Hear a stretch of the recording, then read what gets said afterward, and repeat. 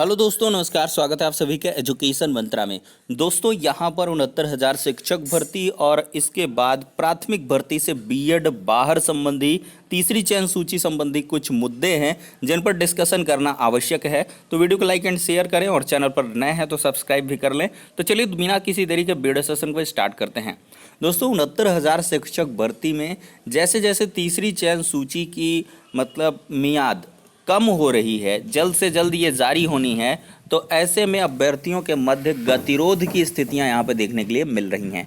सबसे बड़ा बवाल जो है वो आज की डेट में एनसीबीसी के आदेश के बाद से यहाँ पर आरक्षण मामले में याची लाभ को लेकर घमासान मच चुका है। एक पत्र जारी हुआ है जिसमें 100 अभ्यर्थियों की सूची है और मुख्यमंत्री योगी आदित्यनाथ जी से अनुरोध किया गया है कि इन्हीं 100 अभ्यर्थियों को याची लाभ दे दिया जाए, क्योंकि एनसीबीसी ने अपना निर्णय सुना दिया है। तो दिखाते हैं दोस्तों उसको। तो देख सकते हैं दोस्तों, यहाँ पर सुरेंद्र चौधरी यहाँ पर हैं और इन्होंने मुख्यमंत्री योगी आदित्यनाथ जी को 12 मई की डेट पर लेटर लिखा हुआ है। लेटर में क्या कुछ नीचे है दिखाते हैं। राष्ट्रीय पिछड़ा वर्ग आयोग नई दिल्ली में 69,000 शिक्षक भर्ती आरक्षण के शिकायतकर्ता पीड़ित वंचित याचियों के लाभ के संबंध में।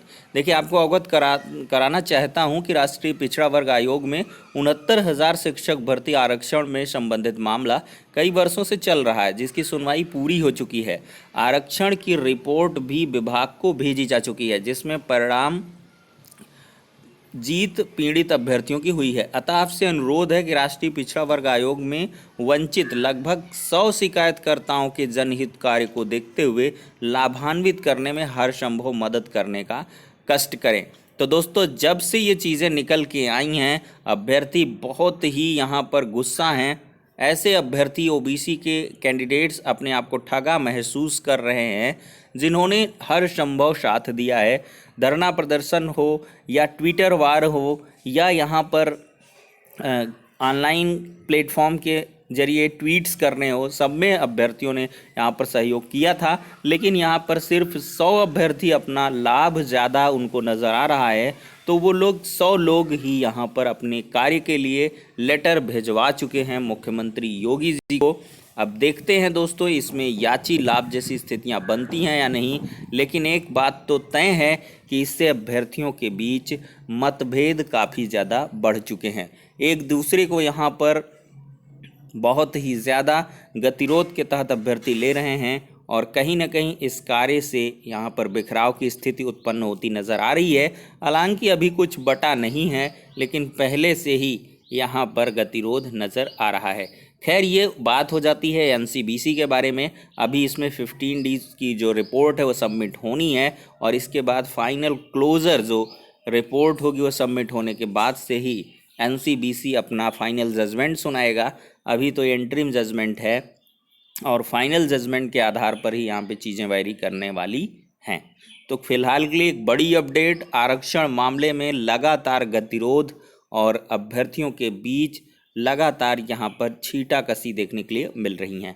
तो चलिए दोस्तों, अब अगली अपडेट की तरफ बढ़ते हैं। यहाँ पर थंबनेल में आप लोग देख रहे होंगे, प्राथमिक भर्ती से बीएड अभ्यर्थी बाहर हुए हैं। जी हाँ दोस्तों, कल एक भर्ती के बारे में जो DSSB की भर्ती है उसके बारे में चर्चा की थी। तो दोस्तों, वहाँ पर बीएड अभ्यर्थी खासे चिंतित थे कि इसमें बीटीसी, डीएलएड या बीएड में कौन किस में आ पाएगा। तो मैं आपको थोड़ा सा बता देता हूँ। नोटिफिकेशन की तरफ बढ़ते हैं। ये देख सकते हैं दोस्तों, यहाँ पर नंबर ऑफ़ वैकेंसीज टोटल हैं 434, ठीक है। और इसमें एसेंशियल क्वालिफिकेशन में नज़र डालते हैं तो साफ साफ क्या लिखा है, senior secondary or its equivalent with at least 50% marks and 2 year diploma in elementary education by whatever name known from a recognised board. तो 2 year जहाँ डिप्लोमा की बात आएगी तो वहाँ पर दोस्तों डीएलएड कैंडिडेट्स आ जाएंगे, बीएलएड आएंगे, बीएलएड तो 4 year हो गया, डीएलएड हो जाएंगे, बीटीसी वाले हो जाएंगे, जेबीटी वाले हो जाएंगे, और भी यहाँ पर बहुत सारे कोर्सेज़ हैं जो कि यहाँ पर स्पेशल बीएड वाले हो जाएंगे, सब आ जाएंगे, ठीक है।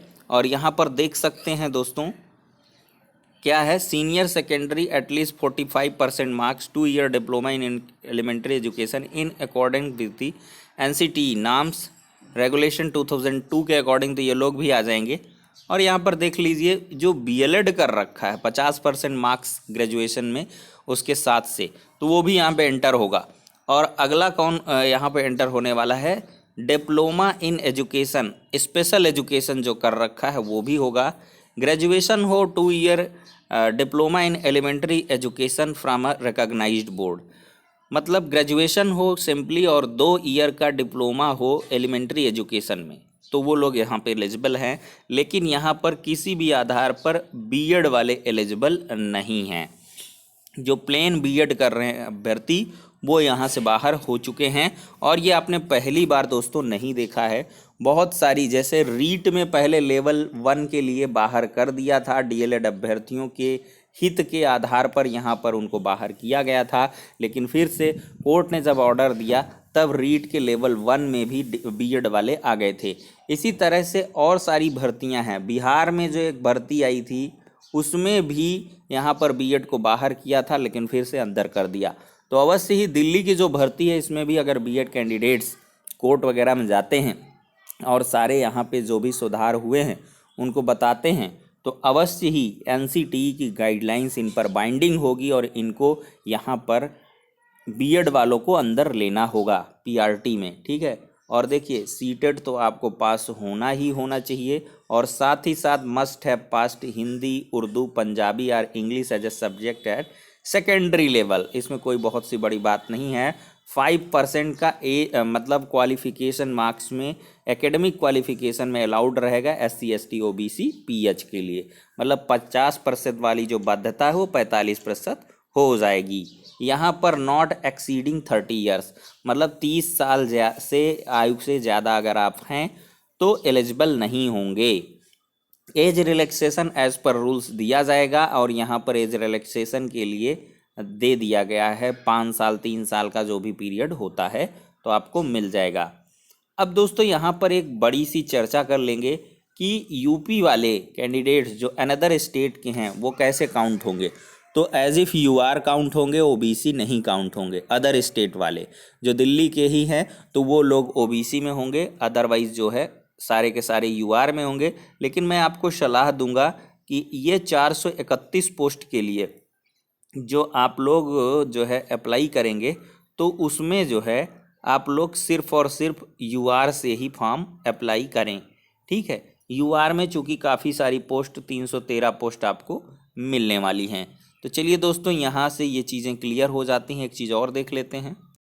यहाँ पर दोस्तों एक स्पेशल सी बात है कि टीजीटी के लिए जो अप्लाई करेंगे उन लोगों को जैसे देख लीजिए 551 पोस्ट हैं टीजीटी हिंदी फीमेल के लिए, तो यहाँ पर भी उनको डिग्री डिप्लोमा टीचिंग में होना चाहिए, मतलब डिग्री होनी चाहिए टीचिंग में, मतलब बीएड कर रखा हो और शुड हैव क्वालिफाइड सीटेट भी उनको 6 to 8 वाला पास होना चाहिए तभी इसमें अप्लाई कर पाएंगे, अदरवाइज नहीं कर पाएंगे, ठीक है। अब दोस्तों यहाँ पे एक मतलब हम बात करेंगे एमसीडी वाले में क्या कुछ किया है, उसमें भी बाहर ही रखा होगा। एमसीडी का देख लेते हैं। लगे हाथ यहाँ पर दोस्तों असिस्टेंट टीचर नर्सरी देख लेते हैं, एनटीटी वाले जो होते हैं। तो इसमें क्या है, diploma certificate in nursery teacher education programme for a duration not less than 2 years or BEd nursery. BEd nursery होंगे तो यहाँ पे एलिजिबल हो जाएंगे। अच्छी पोस्ट हैं, 74 पोस्ट हैं, यूआर में 52 हैं। अच्छी मैं इसलिए कह रहा हूँ क्योंकि क्या है दोस्तों, यहाँ ये दिल्ली के अंदर जॉब होने वाली है।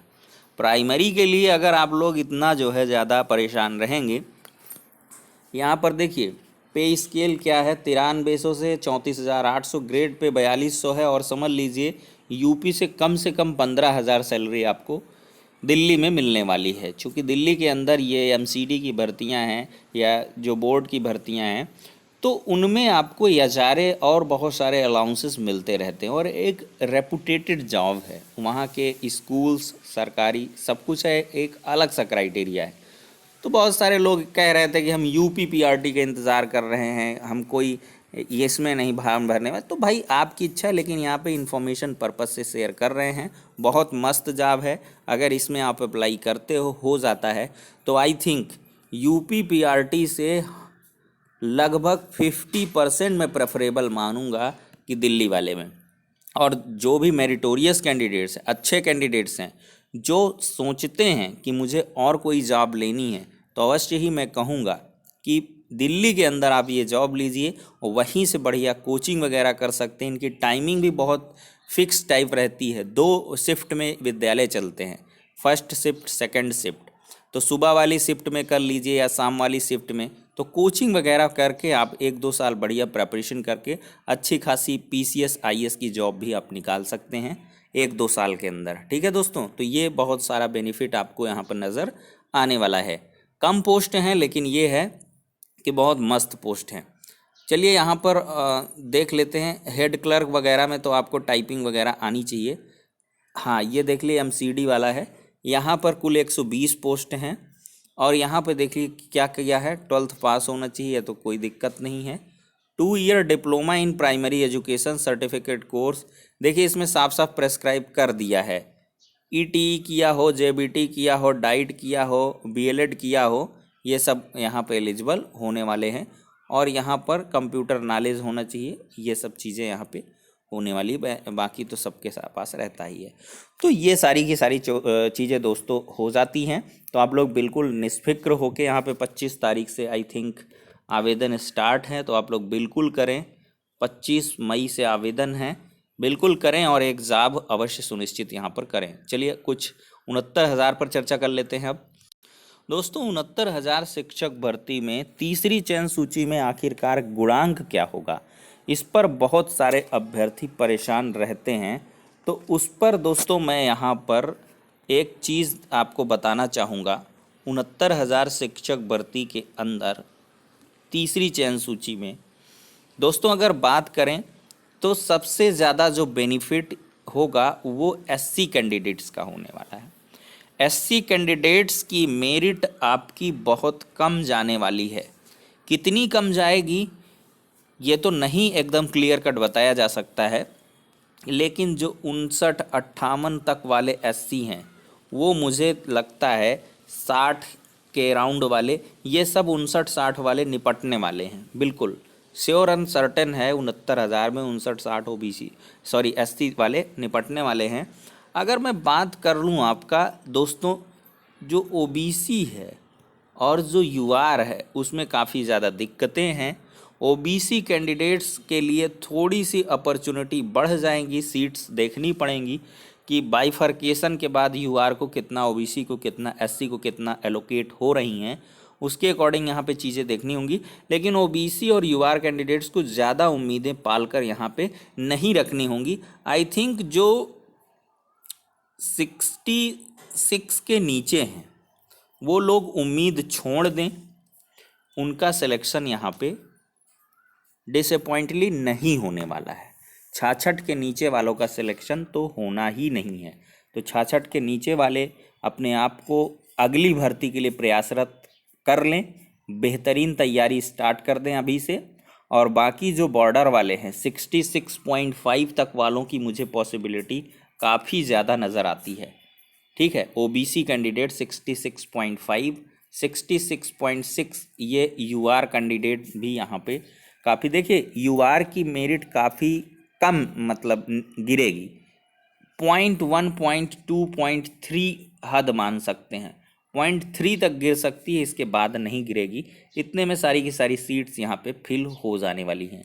तो फिलहाल के लिए थोड़ा सा आप लोग इतना परेशान रहते हैं, मोटा तरीका मैंने बता दिया है, इसकी मैं डिटेल एनालिसिस कर लूँगा। जब सारी की सारी सीट्स आ जाएंगी तब एक आंकड़ा लग पाएगा कि कितनी सीट कहाँ पे कितने अलॉटेड हैं और उसके अकॉर्डिंग क्या कट ऑफ जाने वाली है।